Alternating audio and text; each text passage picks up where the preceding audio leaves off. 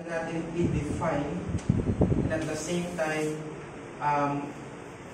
i-distinguish ang ating paniniwala bilang mga Reformed Baptists. Alam natin na hindi kasing halaga ng gospel ang pagiging Reformed Baptist dahil ang pagiging Reformed Baptist just a distinction from others. Pero, kaya nga tayo mayroong distinctions because we are convicted or convinced na there are some teachings proposed by other groups na hindi natin pinapaniwalaan na tinuturo ng Bible. At kaya tayo nagsama-sama bilang may iisang confession. So I hope that while we are running on studying these things, ay ang dulo ay agreement. Right? Kasi ito yung ating confession. So, kung meron ng disagreement, is that we have a Q&A after the lecture at dito natin i-discuss yung mga sa tingin natin ay confusing. Last week, pinag-aralan natin ang perseverance of the saints at alam natin na ito rin ay eternal security o ang turo na kapag ang isang tao ay niligtas ng Diyos ay hindi mawawala sa kanya ang kaligtasan. Bakit mayroon pang other section sa confession na tumatalakay naman sa assurance of salvation? Bakit hindi na ito pinag-isa sa perseverance of the saints? Bakit kailangan pa ng assurance of salvation? At yan ay dahil sa kasaysayan na sa pagkatuon ng mga reformador sa kaligtasan sa biyaya lamang ay nagkaroon ng maliit na pagpansin na may katotohanan na ang isang taong nakaranas ng kaligtasan ay maaaring mag-alinlangan sa kanyang kaligtasan. At kalimitan na nagiging turo sa madaming mga iglesia na ebangheliko din na hindi maaaring ikaw ay mag-alinlangan kung nakakasigurado ka sa iyong pananampalataya.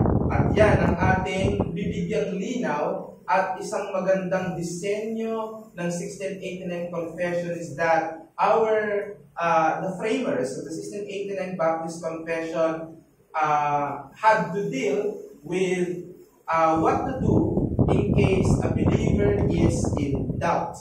And that is assurance of grace and salvation. Ito po ay chapter 18 ng 1689 London Baptist Confession of Faith.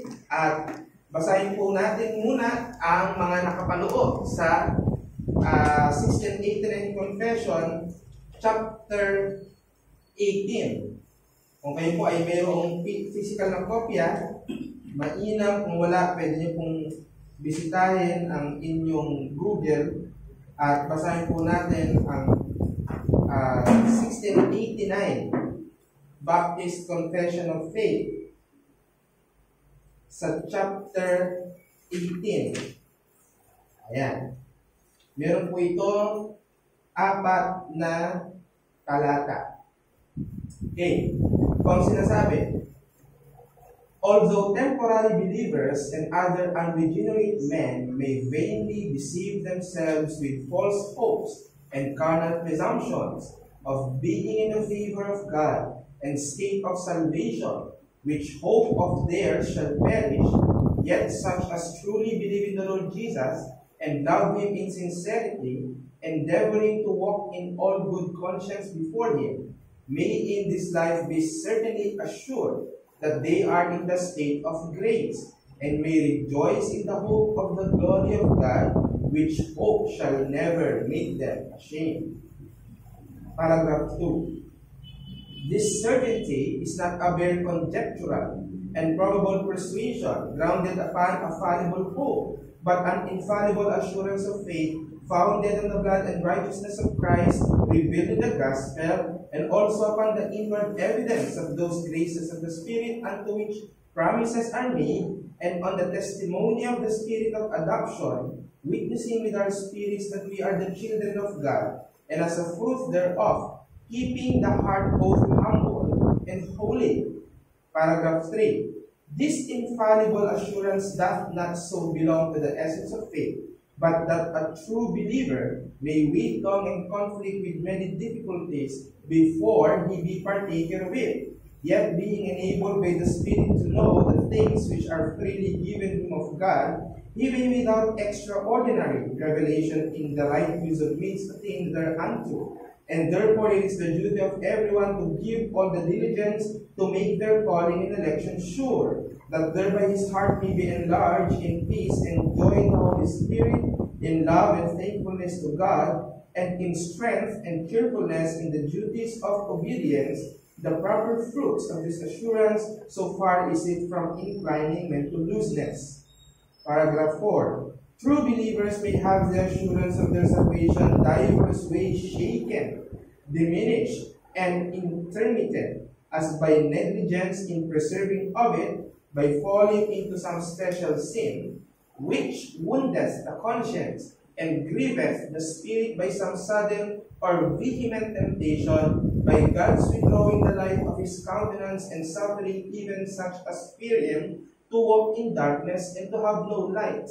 Yet are they never destitute of the seed of God, and life of faith, that love of Christ and the brethren, that sincerity of the heart and conscience of duty, out of which by the operation of the Spirit this assurance may in due time be revived, and by the which in the meantime they are preserved from other despair.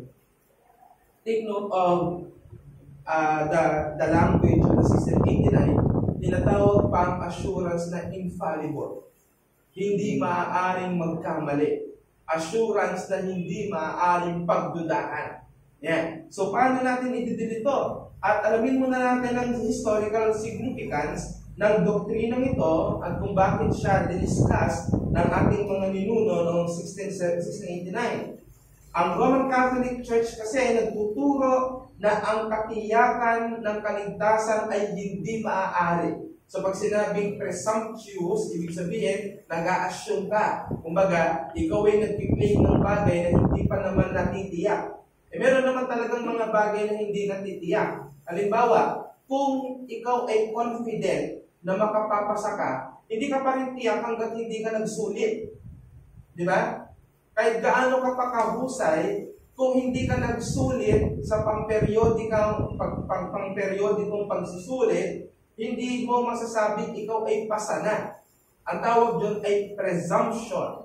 So you are presuming. Right? Kaya nga bago. So bago pa yung tiyak, nagsasabi ka na ng pagtitiyak. So kaya sabi ng mga Romano Katoliko, ang pagsasabi daw na may assurance ang kaligtasan ay presumptuous. Hindi daw ito maaari. Dahil para sa kanila, ang kaligtasan ay nakadepende sa mga present na gawa. Paano yun? Sa pamamagitan ng mga sakramento. At alam natin, ang Roman Catholic Church ay mayroong 7 sakramento na pinakailangan na kung saan ay ganapin ng mga parishioner upang sa kanilang kalagayan ay magkaroon sila ng kaligtasan sa dulo ng kanilang buhay. Kasama pa dyan ang good works o paggawa ng mga mabuti, mga charitable works, works of supererogation. Have you ever heard of supererogation, na doctrine ng Catholic Church? What's that?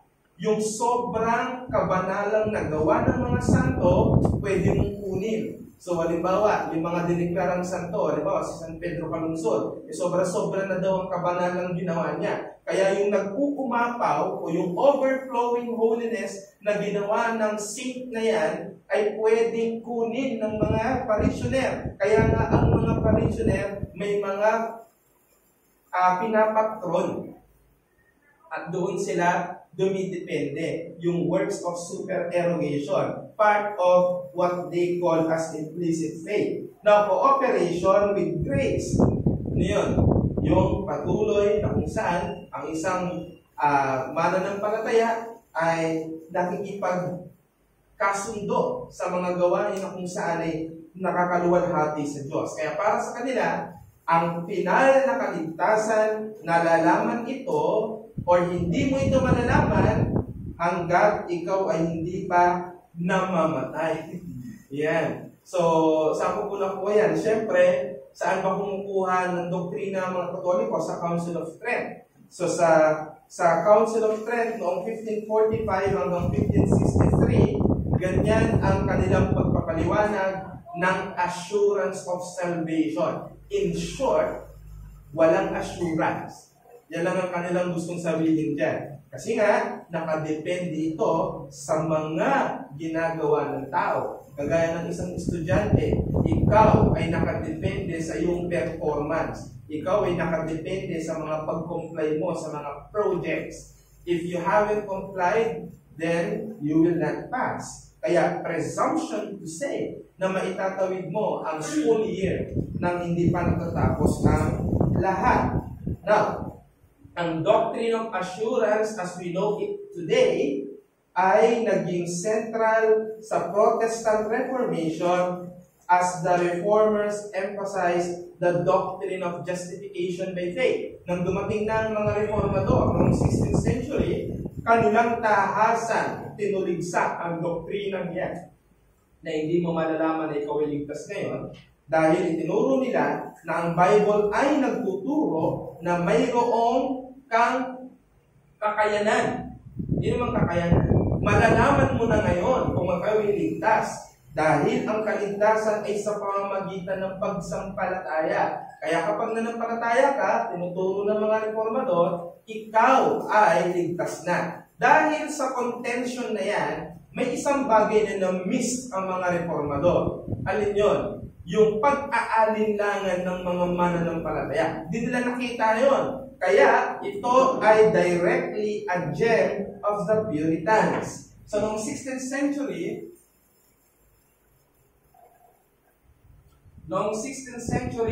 Reformation, ang tuon lang nilalagi ay salvation by grace.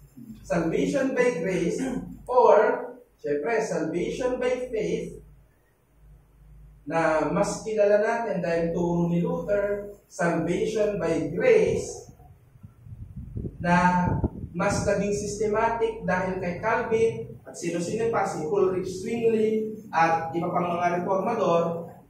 Ang na-miss nila is yung turo na maaari bang ang isang Kristiyano ay magduda. At naging tanong na rin sa kanila noon, at dahil nga focus sila doon sa presumptuous belief ng Roman Catholic Church, ang simple lang nilang nagiging sagot, hindi maaaring magduda ang nakakatiyak na kay Kristo. Kaya wala silang ganitong section sa kanilang mga confession of faith. I'm talking of Augsburg Confession, dahil ito yung mga nauna. Pero, pagdating ng panahon ng Puritans,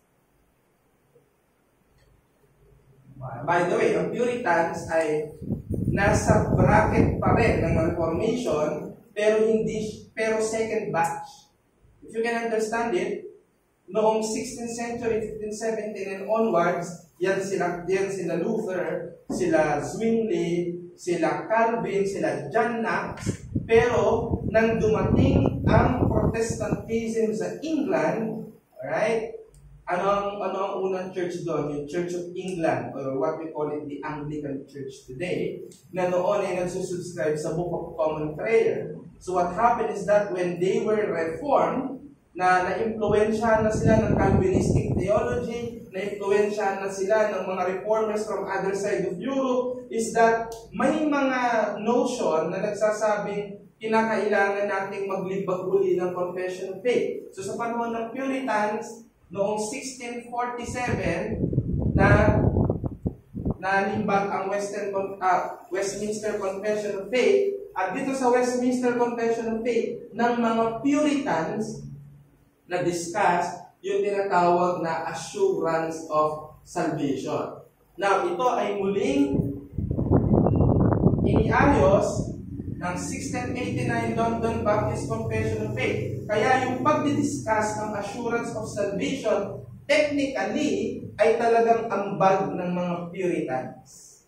So, ganyan po kahalaga yan, ang Puritans. Kung may kilala ko yung Puritans, ay nakakapagbasa tayo ng kanilang mga works, kagaya nila John Owen, nila John Bunyan, at nila marami pang iba. Diba? So, ito ay Puritan gem na hindi nakita o nasilayan ng mga mas nauna. Kaya nga dyan natin makikita may development ng theology. Right? Kaya nga kahit si Luther ay kinikilala natin, pero marami rin tayong mga hindi pinapaniwalaan sa kanya. Ganun din kay Calvin. At sa iba pa. So, ano ang pinaka-nagpino ng lahat ng theology? Yung 1689 Confession. That's why dyan tayo nakatayo. Unless may makita tayo sa 1689 na hindi tama, dahil umuunlad pa rin ang ating pagkaunawa, baka magkaroon ng call for framing another confession.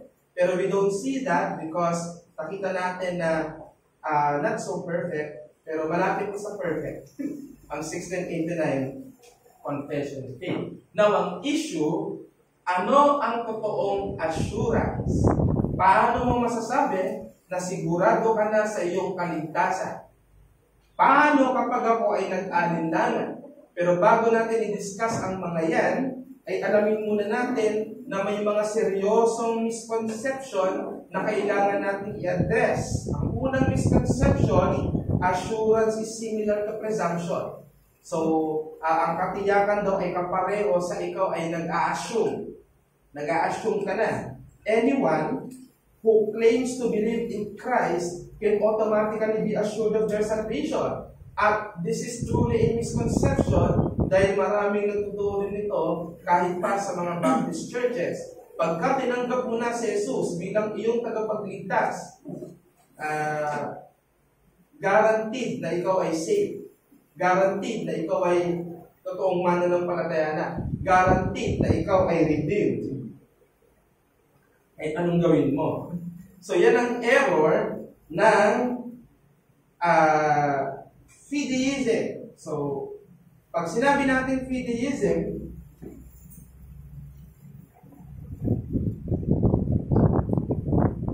yung confidence mo nandoon sa pananampalataya mo. Balagay natin sinasabi yun. Kunyari, kasi, bakit kasi? Kasi nanampalataya po ako kay Jesus. Yun lang ang alam mo. Kasi ang sinabi sa'yo, kailangan mong manampalataya kay Jesus para ma-save. So, ginawa mo siya. Nung ginawa mo siya, tsaka ka nagkaroon ng assurance. Kaya pag tinanong ka, bakit ka may assurance? Kasi ginawa ko yung sinabi na manampalataya kay Jesus. Ang problema, hindi mo naiisip na ang ganung klaseng pagsagot ay ang confidence mo ay nasa pananampalataya mo mismo. That's fideism. Another is decisionism. At nasa ilalim nito yung easy believism. Ano yung decisionism? Sino ang promoter nito? Si Charles Finney, di ba? So, ang tinuturo naman ng decisionism is that kapag ka ikaw ay, pinansigada mo last week, kapag ikaw ay tumingin ng track sa likod at meron doon pinagpipray sa'yo, kailangan ipag-pray mo to para ikaw ay ma-save. Kailangan sumunod ka sa diktang panalangin. Sa ibang mga churches, they have this what we call altar call. Kailangan lumapit ka sa pastor, pag tumawag siya, ipagpipray ka niya, mag-delay siya ng hand sa'yo, at pagkatapos doon, kapag sinusunod mo ang kanyang sinasabing dikta ng panalangin, ikaw ay maliligtas. So, ang tawag doon ay decisionism. Nasa minamanipula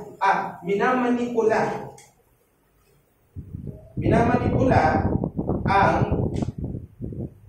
kaligtasan ng isang tao. Mind conditioning ang tawag doon. At dahil sa mga yan, ay nagkakaroon ng misconception sa totoong turo ng assurance. Now, I'm not saying that walang nasisave talaga dyan sa mga yan.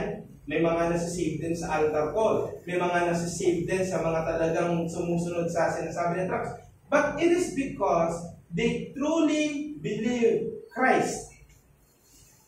Nabalutan lang sila ng maling paraan, ng shortcut na paraan. Pero sila ay totoong nanampalataya pa rin sa ating Panginoong Hesukristo.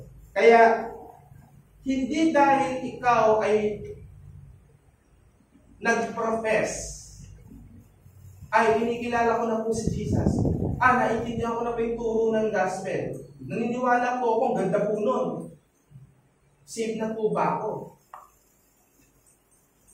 Kasi, kung yun lang pala, at sana nga yun lang, pero if we truly believe Christ, kung talagang ikaw ay nananampalataya sa Panginoong Jesucristo, ang confidence ng iyong assurance ay wala sa iyong pagsampalataya, kundi sa persona mismo ng ating Panginoong Jesucristo.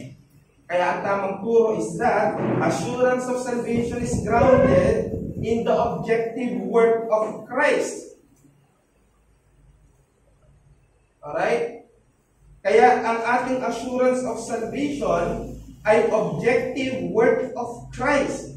Mga pangako ng Diyos sa Scriptures at inward evidence of grace. Hindi sa simple lang na naniniwala ako kay Jesus.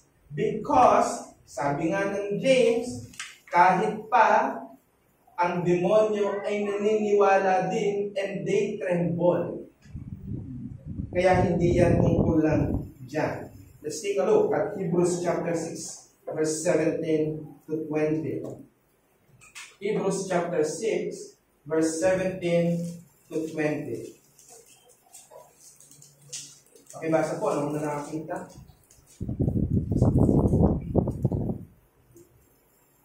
Hebrews chapter 6, verse 17 to 20. So when God desired to show more convincingly to the heirs of the promise the unchangeable character of his purpose, he guaranteed it with an oath, so that by two unchangeable things, in which it is impossible for God to lie, we who have fled for refuge might have strong encouragement to hold fast to the hope set before us. We have this as a sure, steadfast anchor of the soul, a hope that enters into the inner place behind the curtain, where Jesus has gone as a forerunner on our behalf, having become a high priest forever after the order of Melchizedek. Yan, ang katiyakan or certainty ng assurance ay doon mismo sa nangako. Hindi sa umaasa. At kahit sa practical na buhay, ganyan din. Kung halimbawa, ikaw ay may mahal. Pwedeng kapatid, kaibigan. Basta mahal na umalis. Malis. At nagsabi sa'yo, babalik ako, may dala akong pasalubong. Dahil ba naniniwala ka sa kanya, totoo na babalik siya? Na kanino ang object ng assurance? Nandoon sa maghihintay o nandoon sa nangako?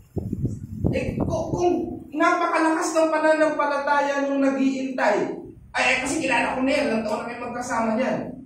Oo, pero basta hindi bumalik yun, mali ang presumption mo. Tama? So, na kanino ang object ng assurance? Nandun sa nag-iintay o nandoon sa nangakong babalik siya with pasalubong? Doon sa nangako, ngayon, paano natin malalaman o paano tayo magiging certain doon sa kanyang pangako? Yung personalidad ng taong yon, may history na ba siya na sinungaling siya? May history na ba siya na hindi siya tumutupad sa pangako? May kasaysayan na ba siya na siya ay taksil?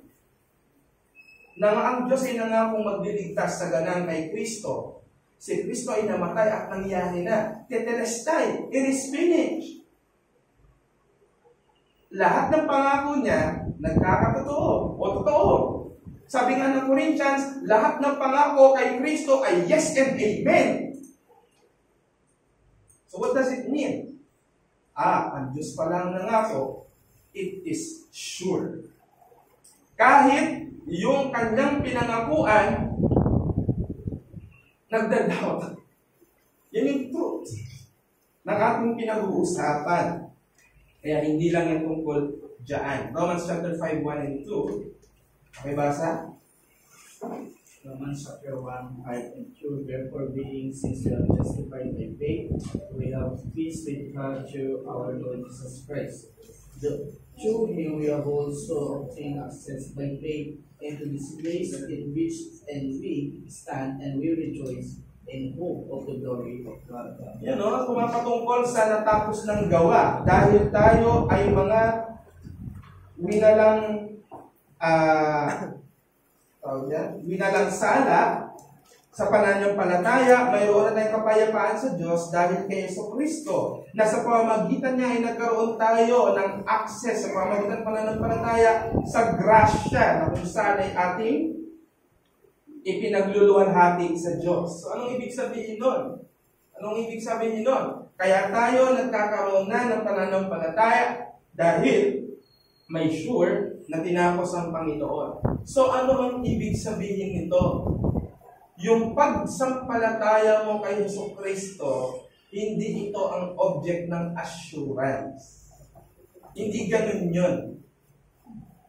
Na parang may magic na mangyayari kapag sinabi ng bibig mo, I believe in Jesus. I repent of my sin. Na parang automatic, save ka na. Kahit kung ano ka kahapon ay ganun ka pa rin ngayon. Kaya nga ang ganda ng sequence, repentance, saving faith, perseverance na saves, assurance. Pinag-isipan niyang 1689 confession. Ilang taon yan? Alam niyo ba ang unang draft niyan? 1644.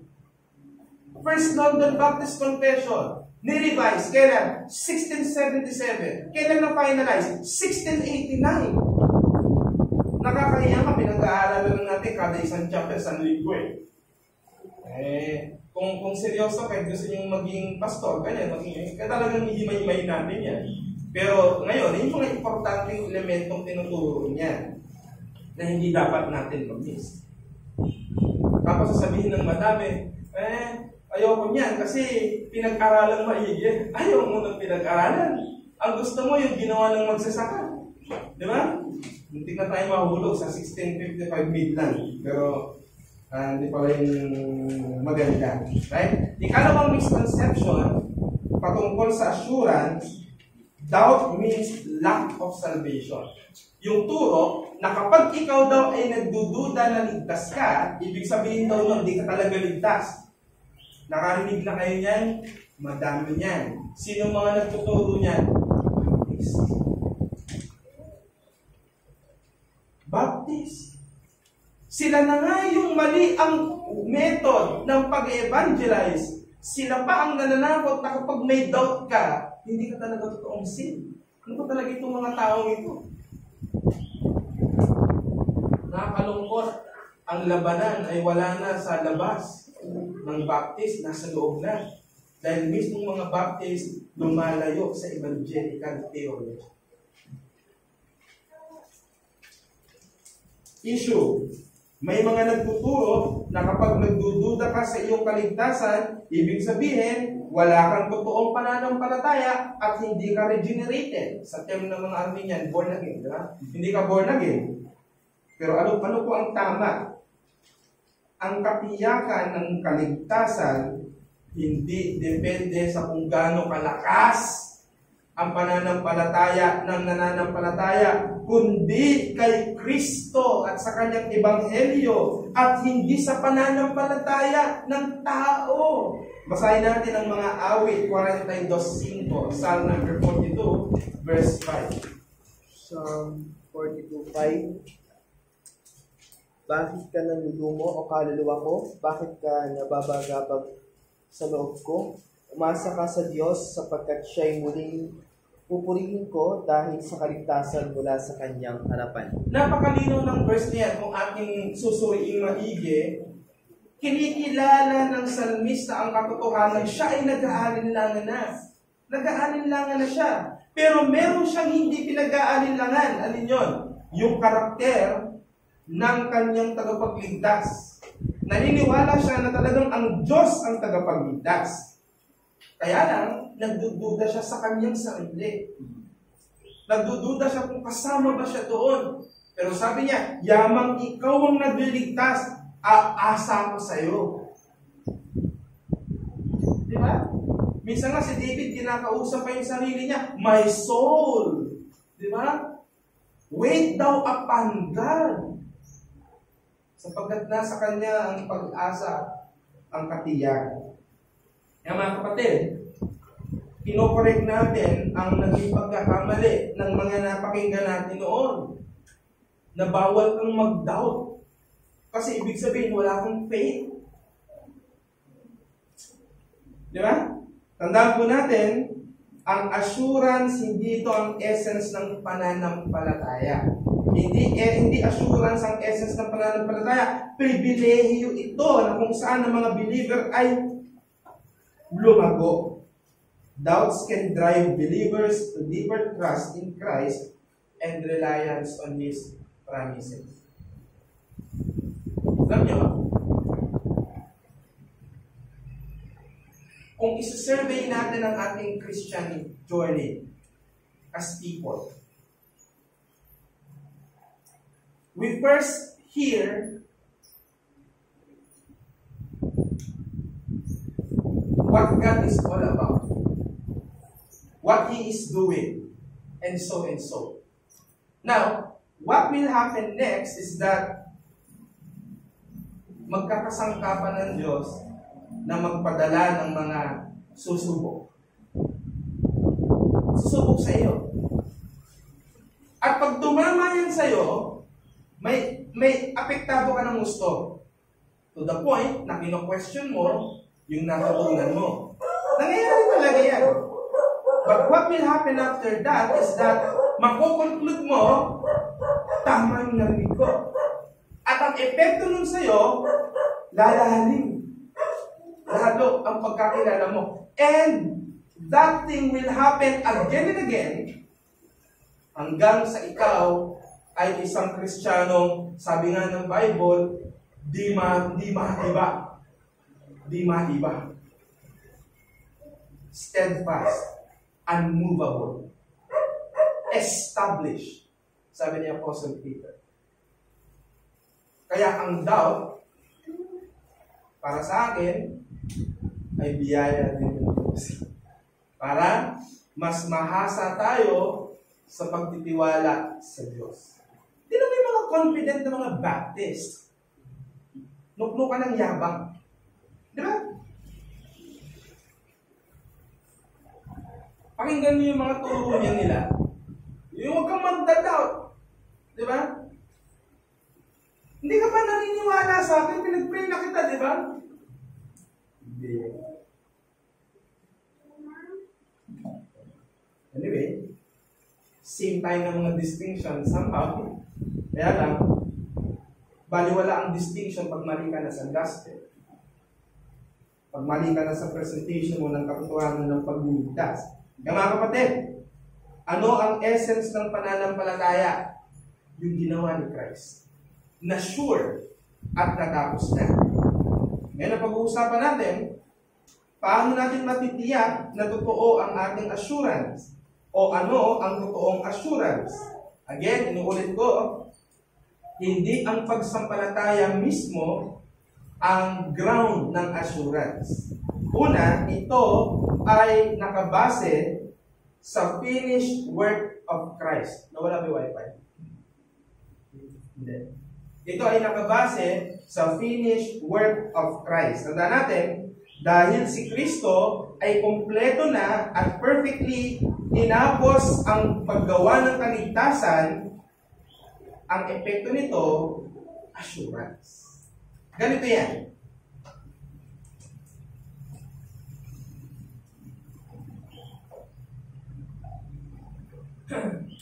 Tanawin natin na yung salvation, kailan ito unang pinramis? Sa Genesis 3:15, di ba? Sa Genesis 3:15. Yung pangako ng pagliligtas na hindi pa nangyayari sa panahon ng Old Testament, ito ay promise pa lang. Pangako pa lang, di ba? Napako na ba si Kristo sa Old Testament? Di ba? So yung salvation, promise pa lang. Pinangakuan pa lang. Kaya ang language ng mga Old Testament saints is that I trust, I hope, I wait. I trust, I hope, I wait. Yan ang lagi nating marinig. Particular na sa mga awit. Now, Nang sumapit ang New Covenant or New Testament, inaugurated by Christ, ano ginawa ni Christ? Ano ang sabi ni Angel Gabriel sa Matthew 1:21 kay Mary? Nung si Mary nagbubuntis, wala namang asawa, di ba? Betrothed pa lang. Ano ang sabi ng angel kay Mary? Ay, kay Joseph sa Matthew 1:21. And she shall bring forth a son. Sino yung she? Si Mary. And she shall bring forth a son. And thou shalt call his name Jesus, for he shall save his people from their sins. Nauna munang sabihin si Mary, di ba? Si Joseph, naglayas na, nagtampo-tampo na naginip at nag-usap sa kanya si Gabriel o si Jibril, na tawag mo ng Muslim kay Gabriel. Ha? So, ano nangyari kay Christ nung siya ay within 30 to 33 years old? Ano nangyari? Pinako sa krus. Di ba? Ang sinasabi, sa pamamagitan ng latay sa kanya, sa pamamagitan ng mga sakit, sa pamamagitan ng pagpatay sa kanya, Isaiah 53, magkakaroon ng kaligtasan ng kanyang mga tao. Bakit? Dahil yun yung inaasahang pangako nila. Kailan nangyari yung crucifixion? 1833, nung si Christ ay pinako sa krus. At pagkatapos ng 3 araw, si Kristo nabuhay na maguli. Mas pinatutunayan na tama ang pag-claim niya sa kanyang sarili. At after 40 days, anong ginawa natin Panginoon sa Kristo? He ascended to heaven. Tinakpan ng ulap na wala. Wala na. So, nung siya ay nagpunta na sa langit, siyang baba ng banal na Espiritu, ang banal na Espiritu ngayon ang kumakausap sa mga mananampalataya ng New Testament na sinasabi ng Romans na kung saan ang Espiritu nagsasabi sa iyo, anak ka ng Diyos. Bakit? Dahil sure na! Oh, bakit ka ngayon magtitiwala sa pananampalataya mo? Hindi ka naman kasali doon. Ginawa ni Christ yung pangako niya. Finish na. Yan ang objective ng faith.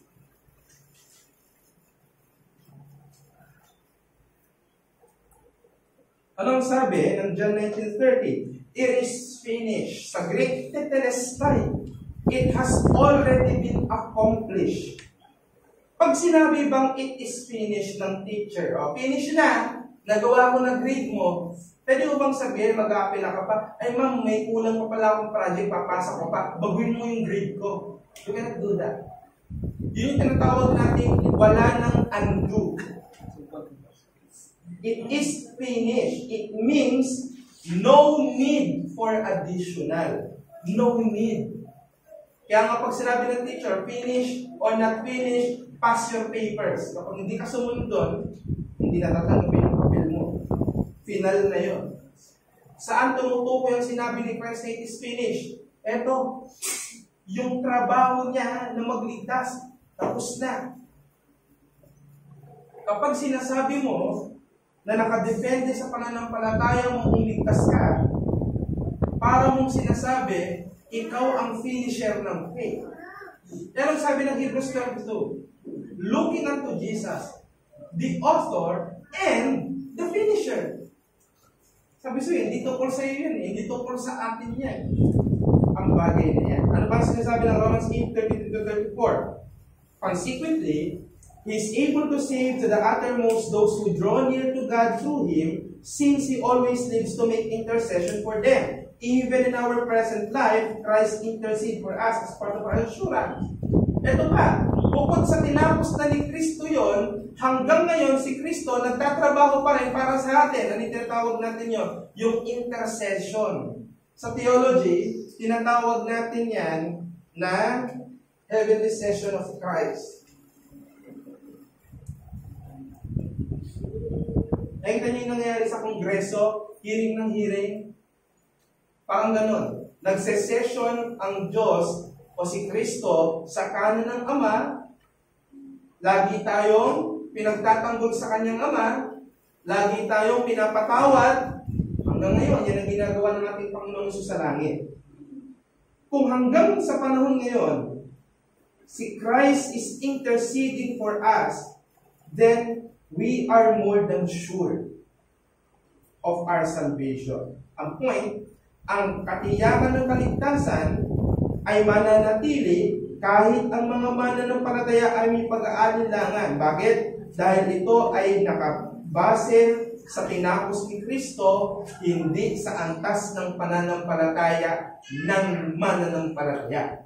Yan ang dapat po nating maklaro. Ikalawa na ground ng assurance ay ang mga pangako ng Diyos sa Scripture. Tandaan na po natin ito. Kapag babasahin natin ang Bible tungkol sa Diyos, meron tayong isang mapapatunayan. Alin? Bukod sa totoong Diyos, mapagkakatiwalaan siya sa kanyang mga pangako. Isn't it that the Old Testament is book of promises? And the New Testament is its fulfillment. At part niya ng history. Pag bumasa ka ng Bible, lahat yan part ng history. Kaya nga, ako, historicist, di ba? Dahil part niya ng history. Para siyang politicizing. Wala kang binabasa diyang mangyayari pala. Aside sa consummation. Kahit ang new heaven and new earth ay ngayon na, di ba? Kaya lang, syempre, may prinsipyo ng already and not yet. Hindi naman ini-erase yun. Hindi naman ako papayag nito ng langit. So, pero nagsisimula na siya. Dahil sa sinimulan at tinapos ng Panginoong Jesucristo. Pero ang point, kung ganyan pala ang pangako ng Diyos nagkakatotoo at tinutupad niya, paano pa ang pangako niya ng walang hanggang kaligtasan? Ano sabi ng Romans 6:37-40? All that the Father gives me will come to me, and whoever comes to me I will never cast out. Ang pangakong ito ay assurance mismo. Di ba, pag nagbigay ka sa insurance company, yung, insurance na Prudential. Yung mga kilala, pro-life. Mag-aalinlangan ka ba na kapag may nangyari sa'yo, hindi magbibigay sa'yo ng pera yun? Kaya nga sila tinawag na insurance. So, sino ang magbibigay ng katiyakan na magaganap yun? Diba yung kanilang testimonya? Yung kanilang patotoo? Nakarehistro pa sila sa gobyerno? At napatunayan sa history na talaga nagbibigay sila kapag kami ay nangangailangan ng insurance. Kaya pumupunta ang mga tao. Ang Diyos ay nangako at tinutupad niya. Kasama sa kanyang pangako ay pagliligtas sa mga individual. Ito ay ground mismo ng assurance. Hindi baling magduda ka kung kasama ka. Huwag ka nang magdududa na totoo ba talaga siyang tagapagligtas. Dahil di ba na ang usapan natin pag yun ang pinagmumula ng pagdududa. Ano sabi ng Romans 8:1? There is therefore now no condemnation for those who are in Christ Jesus. Wala na daw ang pagtatakwil pa sa mga nakain Kristo Jesus na. Ano ang punto? Dahil ang Diyos ang nagliligtas, ang pangako niya ang dapat pagtiwalaan. His promises or His people saved, His promises to keep His people safe forever ay sapat na para magkaroon ng katiyakan ang nananampalataya. At ang ikatlo, at hindi natin mamalitin na patunay na meron kang assurance, internal witness of the Holy Spirit or pananahan ng banal na Espiritu sa tao. Ang banal na Espiritu, hindi siya nasa lahat ng tao. Mga kapatid, meron kang Espiritu. Lahat ng tao may Espiritu. Kaya hindi banal. Ang banal na Espiritu, ito yung Diyos mismo. At wala siya sa lahat ng tao. Okay? Hindi rin ito trichotomy. Hindi naman ganoon ang turong ng trichotomy. Isang pastor lang naman ang napakinggan ko na kapag may Holy Spirit ka, trichotomy ka na eh. Di ba? Ewan ko kung saan galing yung theology niya. Wala namang ganung libro. So, my point is, kung hindi lahat ng tao ay nagkakagay ng Espiritu Santo, yaong mga niligtas na. Kapag ang tao ay may banal na Espiritu, katiyakan na yun ng kanyang kaligtasan. Romans 8:16 and Ephesians 1:13-14. Basahin nyo na lang. Now, ang Spirit's indwelling or witness, tinitiyak nito na ang mananampalataya or Spirit's witness assures believers that the gospel has had a real effect in their lives. Ano ito? Ano ito? Yung mga, pakinggan nyo mga kapatid,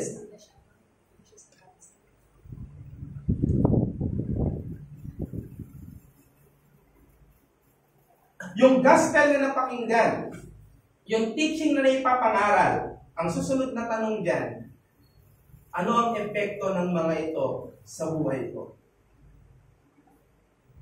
Yan ang laging pinupunto ng aming Friday class instructor. Wala na yung pagtatalunan sa theology kasi alam na yan. Tuloy. Sovereign grace. Sovereignty of God. Hypostatic union of Christ. Law and grace. Pero, yamang alam mo yung mga yon, ito ang tanong, sa bawat individual, ano ang epekto niyan sa'yo in a daily basis? Nakikita mo ba ang application niyan kapag ikaw ay nasa school? O baka nga hindi mo na naiisip yan pag nandun ka. Nakikita mo ba ang mga application niyan pag nasa workplace ka? O baka too much concentrated ka sa work at hindi mo na makita ang aplikasyon niyan. At mas lalong higit sa bahay. Ang ginagawa ng Holy Spirit, nilalagyan ng totoong epekto ang gospel sa buhay.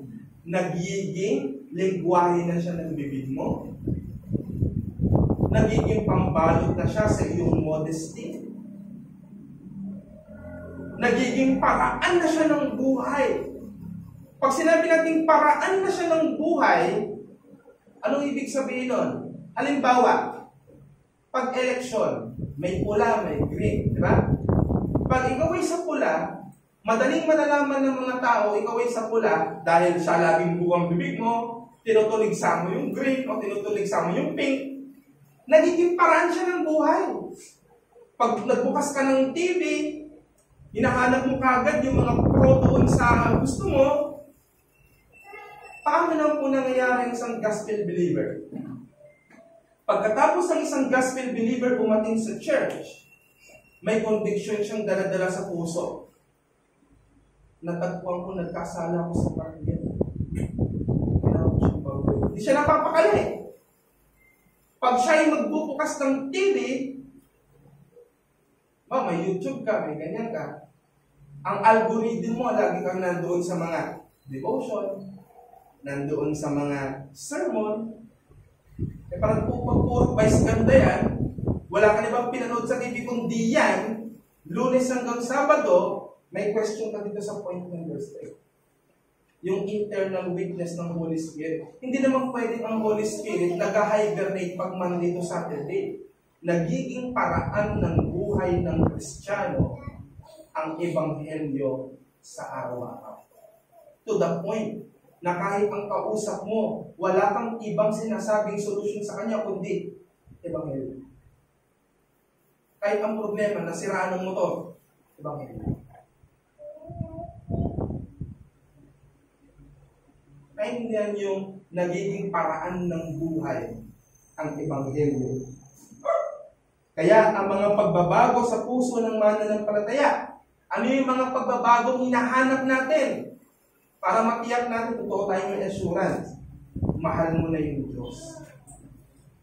Hindi naman yung mahal mo yung Diyos, tapos yung ayaw niya ginagawa mo. Di ba? Yung ayaw niya, yung parang ng tampulan ng pinupuntahan mo. Di ba? Love for God, kasama niya yung hatred of sin. Pagkamuhi sa kasalanan. At desire to live for God.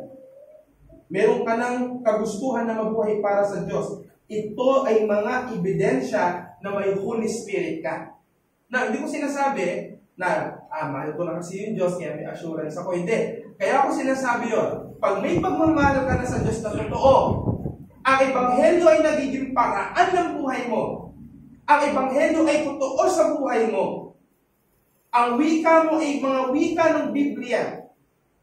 Ayaw mo na sa kasalanan. Pag nagkakasala ka pa rin. Lumalayo ka sa mga taong maglalayo sa Diyos. Ang pinapatunayan ng mga yon, mayroon kang banal na espiritu. At ang pinapatunayan naman na mayroon kang banal na espiritu, katiyakan. Dahil ang pagkakaroon ng banal na espiritu, sabi sa Hebrews chapter 13 verse 5, I will never leave you nor forsake you. Kaya mga kapatid, ang Holy Spirit indwelling sa mga believers ay assurance ng kaligtasan. Si Horatius Bonar, isa sa mga pinipilalang mga Scottish Reform noong 19th century, lumikha ng mga libro na kahihirap intindihin. Parang John Owen, na magtatumbling yung utak mo. Pero meron siyang isang simpleng pangyayari sa buhay. Isang beses, isang young lady, dalaga, ang lumapit sa kanya at sinabi, Sir, pag tinitingnan ko yung puso ko, kasalanan lang ang nakikita ko. Kaya hindi ako sigurado kung ako ay niligtas ng Diyos.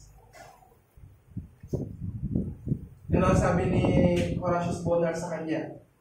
Horatius Bonar sa kanya, kung ikaw ay nakatingin sa iyong puso, totoo nga na puro kasalanan yan. Pero ang sinasabi sa atin ng Biblia, you fix your eyes upon Jesus. Dahil siyang object of faith. Hindi ang mga bagay na nakikita mo sa sarili mo. At nagkwento pa siya sa young lady ng ganito. Sabi niya, parang ang isang barko na naglalayag sa dagat. Siyempre, sa panahon ni Horatius Bonar, yung mga cruise ship, yung mga may mga layag-layag pa yan. Sabi niya, parang isang barko daw na naglalayag na may bagyo. May bagyo. At sinabi ng ibaba ang angkor o yung angkla. Ibaba yung angkla. Ano ba yung angkla? Di ba yun yung mabigat na bakal na tinatapon sa dagat para hindi tangayin ng barko? Sabi ni Horatius Bonar sa babae, kapag sinabing ibaba ang angkla, hindi sisisid ang mga seaman para tingnan kung talagang pupunta sa ilalim yun. Dahil alam nila pupunta sa ilalim yun kahit hindi nila tingnan yun. Ganon din daw ang assurance of salvation, sabi ni Horatius Bonar. You trust what the anchor can do, not what you can't do. Kita niyo ang point, mga kapatid? That should how you say, hindi ka sa puso. Sabi nga ni John Bunyan, the idol's mind is the manufacture center of the devil or workshop of the devil.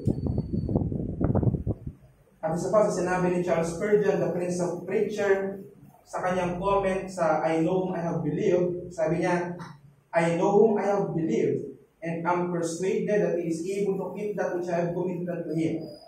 The ground of my belief is not what I am, or what I feel, or what I do, but what Christ is, what He has done, and what He is now doing for me.